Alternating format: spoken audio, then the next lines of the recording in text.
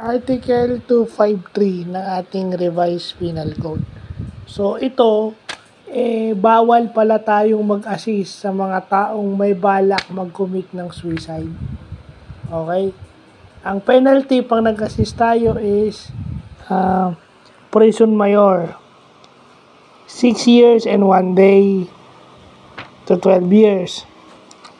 Or kapag namatay talaga yung tao, talagang totally natuluyan siya, reclusion temporal. So yon, yung sinasabi na, alam mo, yung magsusuicide, may gusto siyang ipakuwang item. Pag natunugan nyo na alam nyo magsusuicide, huwag nyo susundin. Ayan ako na nagsabi. Kaya nga magandang pinag-aaralan tong revised penal code. Bawal pala tayong mag-assist ng suicide. So, indirectly, dapat hindi tayo naglalagay ng mga bagay na pwede nilang maisip na mag-suicide sa kanilang mga kwarto. Halimbawa, alam yung depressed, may anxiety, alam yung may tendency na mag-suicide, wag kayong maglalagay sa bahay nyo o sa kwarto ng mga bagay na pwede nilang maisip na mag-suicide o matrigger yung kanilang suicidal tendencies. Kasi kahit hindi kayo mag-assist, konsensya nyo ang titira doon kung sakasakaling mag-suicide yun o matuluyan yun. So yun yun ang kagandahan para sa batas natin, may mga ganyan. Article 253, giving assistance to suicide, no? Yun yung bawal. No, bawal talaga yan, no?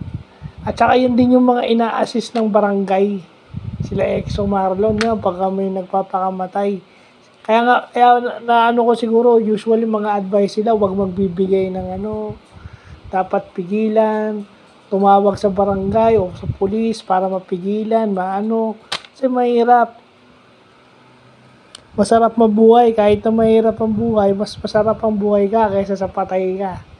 Kasi pag buhay ka, nabibigyan ka pa ng tsansang itama kung ano man yung pagkakamali mo. Diba? Yun nga yung sinasabi ni Sanjay diba? Live life to the fullest, enjoy life.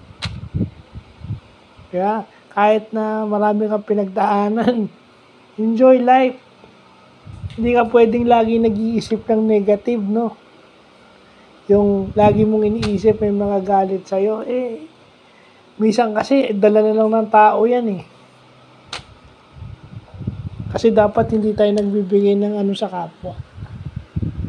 So, yun lang. Butit may nalalaman tayo na gaya sa ating revised penal code na isa sa pangunahing batas ng bansang Pilipinas o yung Article 3815. So, yun lang po.